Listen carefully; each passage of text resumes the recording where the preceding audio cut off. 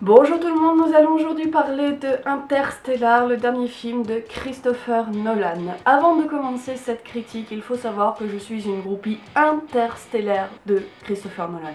Alors, caser un jeu de mots débile sur Interstellar, c'est fait. Honnêtement, Christopher Nolan, j'adore absolument tous ses films. Oui, même le dernier Batman qui a un putain de contre-champ de putain de merde qui gâche tout le film, contre-champ à la con, non non tu n'existes pas, putain fais chier. Et c'est pour ça que j'attendais un peu avec impatience Interstellar, pourtant j'avais pas regardé de bande-annonce pour essayer de pas me spoiler. Et honnêtement, je crois que ce film, c'est le Christopher Nolan que j'aime le moins. Dans ce film, on retrouve quand même un très bon casting. Le personnage principal est joué par Matthew McConaughey, dont je ne sais toujours pas prononcer le nom depuis Dallas Buyers Club, voilà, notre pote Matthew, on va toujours l'appeler comme ça. Et puis, dans le rôle principal féminin, on a Anne Hathaway, qui est une actrice qui est tout simplement formidable, qui joue très bien. On retrouve aussi des habitués comme Michael Caine, qui jouait Alfred et compagnie dans tous les films de Nolan, pratiquement il est présent. J'adore cet acteur, moi je trouve qu'il a une bouille, un capital sympathique, absolument adorable. J'ai l'impression que c'est le grand-père idéal dont tout le monde rêve. On suit dans l'histoire comme personnage principal, incarné par Matthew McConaughey, un homme qui est agriculteur de maïs, puisqu'il n'y a plus que le maïs qui arrive à pousser sur Terre, et qui est en fait un ancien pilote de la NASA. Et un jour, totalement par hasard, ils vont tomber sur les coordonnées d'un centre de NASA. Et là-bas, on va lui demander de partir dans l'espace chercher une nouvelle Terre où les êtres humains pourraient vivre, puisqu'ils n'ont plus qu'une seule génération à vivre, sinon l'humanité entière va s'éteindre.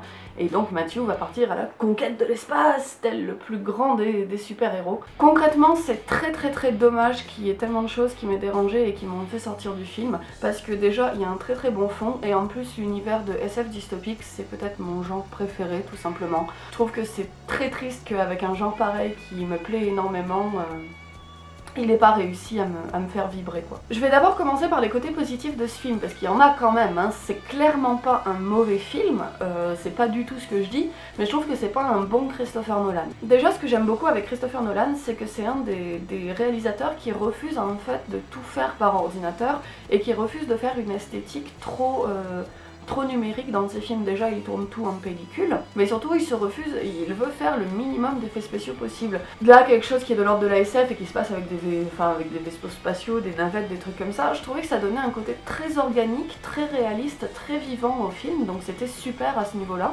En plus, je trouve que c'est le genre de truc qui aura pas pris une seule ride dans 10 ans, parce que par exemple, quand on regarde Le Hobbit, qu'on trouve déjà à l'heure actuelle un petit peu moche parce que cet effet surnumérique c'est juste dégueulasse, c'est affreusement laid, mais dans 10 ans il sera complètement obsolète. Alors que là, vu que c'est tout fait à la main, en fait on va dire, je trouve que ça n'aura pas vieilli d'un seul poil quoi. Ce film se situant dans l'espace est quand même parlant de la perte de l'humanité, de la perte de foi en tout dans l'humanité. J'avais très peur qu'il tombe dans certains écueils du genre, et il a réussi à éviter ces écueils à merveille. Le principal écueil qui me faisait peur, c'était une présence trop abondante de Dieu. En effet, dans ce genre de film, très souvent on a les personnages qui se réfèrent à des êtres mystiques qui seraient en haut, au-dessus de nous, dans ces planètes, dans ces autres régions, et qui nous contrôleraient. Et le film, au bout d'un moment, évoque un petit peu ces êtres qu'ils appellent Ils, et ça me faisait très peur, parce que j'avais peur de me dire, allez ça y est, il va faire un délire, genre c'est Dieu qui va tous nous sauver, youpi tralala, après Horn c'est bon quoi, moi j'en peux plus de ce discours là.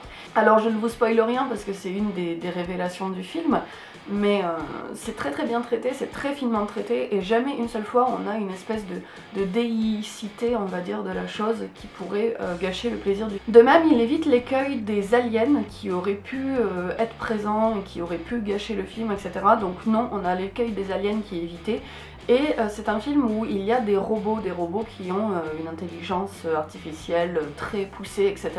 Et j'avais très peur qu'on tombe dans l'écueil du robot qui devient méchant et qui va buter tout le monde, toute l'humanité pour se venger, blablabla. Ce genre d'écueil qu'il aurait pu très facilement faire, etc.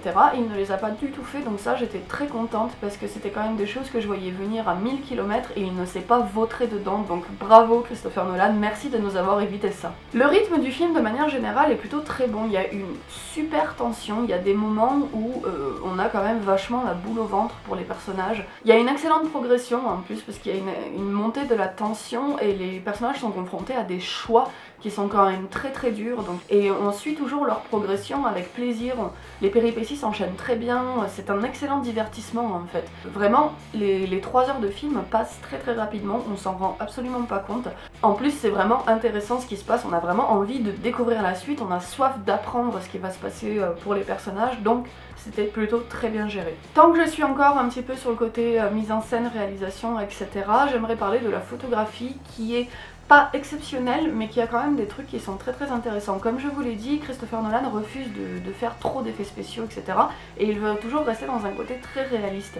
Et ce côté très réaliste, c'est notamment, ça fonctionne super bien, notamment avec le traitement des trous noirs, des trous de verre, ce genre de choses, qui est vraiment tel qu'on se l'imagine, qui est vraiment très très réaliste, qui est très bien faite, c'est un trou noir photoréaliste quoi. Ensuite, toujours pour un côté très positif, bien évidemment, il y a le jeu d'acteur. Matthew McConaughey, ça a été ma révélation de l'année, c'est juste incroyable. Mais incroyable, je l'ai vu dans la série True Detective, je l'ai vu évidemment dans Dallas Buyers Club, je l'ai vu dans d'autres petits films dans lesquels il avait joué, et mais dans ce film là, il est vraiment magistral, c'est incroyable de jouer tellement bien. Anne Hathaway joue aussi très très bien, ça fait quelques temps que je redécouvre cette actrice parce que je l'avais vue dans des rôles de comédie un petit peu cucu. Je trouvais que bon voilà, elle était un petit peu cantonnée à des rôles pas très intéressants. Or quand elle fait des rôles de composition et des rôles bien plus profonds, on se rend compte que c'est vraiment une excellente actrice. Donc au niveau du jeu d'acteur, j'ai absolument rien à dire, c'était vraiment de l'excellent boulot vraiment. Ensuite au niveau de l'univers, j'ai trouvé l'univers dystopique très cohérent, c'est-à-dire qu'on n'avait jamais vraiment d'explication sur ce qui s'est passé, de pourquoi c'est arrivé, etc. Mais ça reste quand même très cohérent, il n'y a aucun moment où on se dit ouais non là ça fonctionne pas ou quelque chose comme ça. Donc l'histoire dystopique fonctionne vraiment très bien. On aurait peut-être apprécié qu'il y ait quand même plus de passages sur Terre et plus de passages où on voit à quel point les choses ont changé, parce que mis à part les passages du début où on voit Matthew McConaughey qui travaille au champ, et les passages dans l'école où on voit comment le programme scolaire va être changé pour coller aux nouvelles normes et aux nouvelles règles en vigueur dans ce monde, on n'a pas énormément de passages qui se passent sur Terre où on voit la dystopie, donc j'aurais peut-être aimé qu'il y ait plus de passages pour qu'on voit le décalage avec notre monde actuel, mais bon, en tout cas les passages où il y en a sont très bien gérés, c'est bien foutu, rien à dire, voilà. Du bon boulot à ce niveau-là. Concrètement, vous voyez déjà qu'avec tout ce que je vous ai dit, on a quand même là matière et scénario à faire un excellent film. Mais pour un film, je trouve, d'un réalisateur de la trempe de Christopher Nolan, il y a quand même des écueils et des choses qui ne vont pas du tout, qui m'ont fait énormément sortir du film, et je trouve que c'est des choses qui sont impardonnables de la part d'un réalisateur de la trempe de Nolan. Un des premiers trucs qui m'a fait énormément sortir du film et qui m'a énormément choqué, ce sont les dialogues qui sont par moments mais niais à vomir des papillons par le cul quoi. Je crois que je viens de me surpasser niveau expression. Magnifique, je suis une femme pleine de grâce et d'élégance. Mon amie Noémie qui était avec moi durant la projection m'a peut-être dit que c'était une mauvaise traduction en VF. En effet, très souvent ça arrive qu'il y ait des traductions qui soient complètement foireuses. Mais il y a quand même des concepts et des morales qui sont développés par les personnages et des choses qu'ils disent tout simplement qui à mon avis ne sont pas de l'ordre de la traduction. Franchement tu foutrais ça sur un téléfilm M6 le dimanche, ça choquerait pas quoi. Alors je suis désolée, putain Nolan je t'adore. En plus je trouve que t'as des phrases qui sont absolument magnifiques, d'habitude t'as des punchlines qui m'ont déchiré le derche. Surtout dans un film de SF dystopique, on n'a pas envie d'entendre ce genre de trucs, on n'a pas envie d'entendre les personnages rabâcher des trucs qui sont mais d'une gluanterie, enfin... De manière générale, en fait, je trouve que tout ce qui a trait aux personnages, mis à part le fait qu'ils sont très très bien joués, je trouve qu'il y a un truc qui fonctionne pas avec les personnages. Déjà, je trouve qu'avec le personnage de Matthew McConaughey, la relation père-fille est super intéressante, mais il y a un truc qui m'a énormément gênée, c'est que la relation père-fils est totalement absente, quoi. Je veux dire, le fils ne sert concrètement à rien dans l'histoire, il s'en fiche de son fils au final, enfin je veux dire tout tourne autour de sa fille, donc pourquoi avoir mis ce personnage du fils qui au final nous fait juste nous poser une question sur la préférence d'un parent sur son enfant. J'ai trouvé ça en plus très très faux aussi au niveau de cette relation parce que justement je vous dis cette espèce de superficialité de la chose, genre je préfère ma fille mais je laisse un peu tomber mon fils, etc. Je trouve que ça donne un côté qui fonctionne pas du tout à cette relation parent-enfant. Il y a un truc qui marche pas au niveau de la relation des personnages de toute manière, même la relation qu'ils entretiennent quand ils partent dans l'espace tous ensemble, etc. Il y a un truc qui fait faux, il y a un truc qui fait artificiel dans leur relation, il y a un truc qui fait construit, il y a un truc qui fait scénarisé et qui fait que ça ne fonctionne pas. De plus, je trouve que en fait, tous les personnages, de manière générale dans le film, sont pas super intéressants. Alors il y a le personnage de Matthew McConaughey qui a quand même un petit peu de charisme et un petit peu de profondeur. Il y a le personnage de Anne Hathaway qui est pas trop mal. Mais en dehors de ça, les autres personnages sont quand même assez creux, ils sont placés un peu en position de stéréotype. Un développement des personnages qui est pas très intéressant, ils ont pas énormément de psychologie, ils ont pas énormément de sens. Il y a un truc qui fonctionne pas avec les personnages et qui m'a vraiment fait sortir du film et qui m'a quand même profondément dérangée. Alors, au niveau scénaristique, il y a des trucs pour moi qui vont pas du tout non plus. Genre, alors déjà, l'explication scientifique au niveau des trous de verre, des machins qui se passent, mais j'ai peut-être un complexe particulier avec les trous de verre et les trous noirs parce que j'avais déjà détesté Donnie Darko, mais là, pour moi c'était une explication du type pouf, c'est magique, réfléchis pas, vas-y, tu avales, c'est magique, ça fonctionne. Donc au final les implications que ça a du passé sur le présent, etc., enfin les modifications qu'on peut faire sur le temps présent avec le trou de verre, etc., je l'ai trouvé beaucoup trop zappée, je l'ai trouvé beaucoup trop mal faite en fait, mal imbriquée. Je trouvais que ça donnait un côté mais qui était complètement artificiel au film, et quand je regardais ça je me disais ouais non, j'y crois pas une seule seconde quoi.